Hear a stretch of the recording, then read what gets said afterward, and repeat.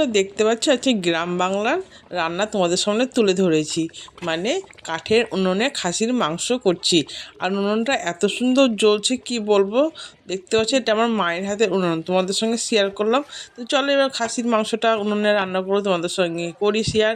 এই যে খাসির মাংস নিয়ে নিয়েছি, তার সঙ্গে লাগবে পেঁয়াজ, আলু, গোটা রসুন, টমেটো, আর হচ্ছে কাঁচা কাঁচা লঙ্কা দিয়ে একদম মাংসটা করব। খাসির মাংসটা কোনো বেশি মশলা দেবে না, নর্মাল করব। দিয়ে এবার খাসির মাংসটা ভালো করে ধুয়ে নেব, পরিষ্কার করে নেব, জল দিয়ে দিলাম, দিয়ে ভালো করে ধুয়ে নেব। আগে বেছে নিয়েছি মাংসটা, লোমটুম অনেক সময় থাকে তো সেই জন্য আগে বেছে নিয়েছি। দিয়ে এবার জল দিয়ে ভালো করে ধুয়ে নিলাম।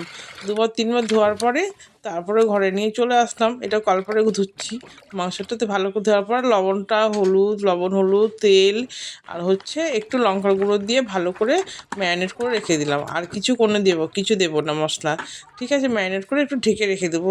দিয়ে এবার মানে স্নান করতে গিয়ে দেখতে পাচ্ছি যে মানে কাঠের উনুনটা জ্বালিয়েছি, মনে হচ্ছিলো ধরাতে পারবো কিনা, যাক জ্বলেছে। দিয়ে কেরোসিন তেল ছিল না, ওই মানে চিরমিলি দিয়ে ধরিয়েছি আঁখাটা। দিয়ে তেলটা গরম হওয়ার পরে আলুটা দিয়ে দিলাম। আলুটা বেশ লাল লাল হয়ে আসছে, আর কালারটা কত সুন্দর তোমরা বলো। আর উনুনটা কি সুন্দর জ্বলছে। এই উনুনটা আমার মায়ের হাতের করা, আমার মা এখন নেই। ফোড়নের মধ্যে দিয়ে দিলাম তার গরম মশলা, জয়িত্রী, জায়ফল, শুকনো লঙ্কা আর তেজপাতা দিয়ে দিলাম। দেওয়ার পরে এটা একটু যখন সেন্টটা বেরাবে তখন দিলাম পেঁয়াজটা ভালো করে লাল লাল করে ভেজে নেব। তারপরে মাংসটা মশলাটা দিয়ে কষবো। দিয়ে আদা রসুন আর হচ্ছে একটু কাঁচা লঙ্কা বাটা দিয়ে দিলাম হচ্ছে টমেটো, তারপরে দিলাম লবণ, হলুদ দিয়ে এবার ভালো করে মশলাটাকে কষবো। আর একটু জল দিলাম, তাহলে মশলাটা লেগে যাবে না।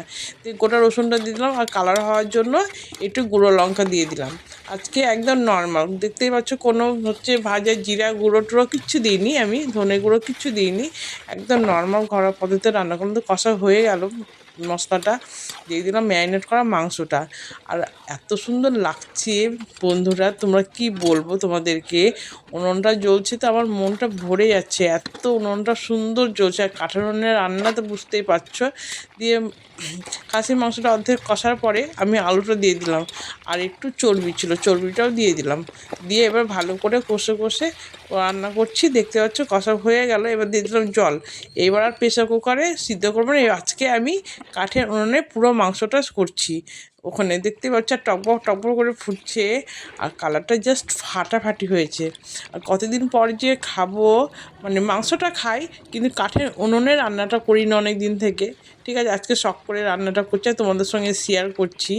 আর তোমাদের সব কিছু রান্না শেয়ার করি, কোনোটা ভালো খারাপ যাই হোক হয়তো হয়, আর কতটা আমার জড়িয়ে যায়, তোমরা একটু ওটা মানিয়ে নেবে।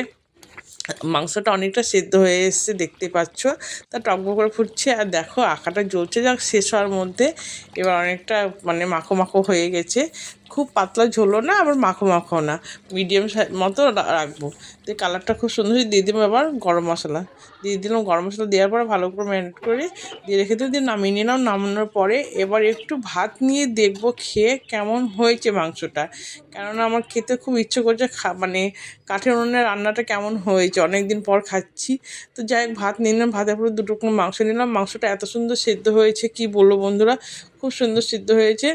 দিয়ে খেলাম না, ভালো লাগলো। আমার রান্নাটা তোমাদের যদি ভালো লাগে লাইক শেয়ার কমেন্ট করো, আর নতুন বন্ধু হয়ে থাকলে আমার চ্যানেলটা সাবস্ক্রাইব করো। মাংসটা খুব সুন্দর হয়েছে। আর কী কোথা থেকে ভিডিওটা দেখছো অবশ্যই কমেন্টে জানাবে বন্ধুরা। টাটা বন্ধুরা।